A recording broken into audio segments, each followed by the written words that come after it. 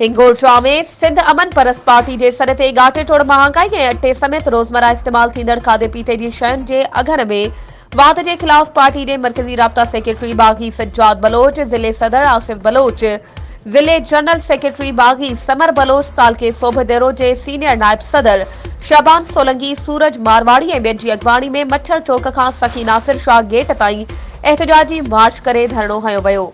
एहतजाज कंदड़नि सहाफ़ियुनि सां ॻाल्हाईंदे चयो त सिंध में अटे जो बहिरान पैदा करे ग़रीब मिसकीन माण्हुनि खे बुख विघे मरण ते मजबूर कयो पियो वञे। हुननि चयो त मुल्क जा हुक्मरान महांगाई ते कंट्रोल करण में मुकमल तौर ते नाकाम थी विया आहिनि। हिन वक़्तु अटे जो हथरादू बहिरान पैदा कयो वियो आहे, जंहिं जे करे ग़रीब मिसकीन पोरियत ख़ुदकुशियूं करण ते मजबूर आहिनि।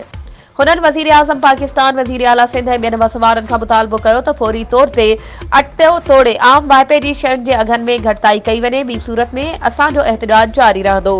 वधीक ख़बरुनि ऐं अपडेट्स जे लाइ असांजे चैनल खे सब्सक्राइब कयो ऐं हा, बेल आइकन खे प्रेस करणु न विसारिजो त जीअं असांजी हर नई अचण वारी वीडियो तव्हां ताईं पहुची सघे।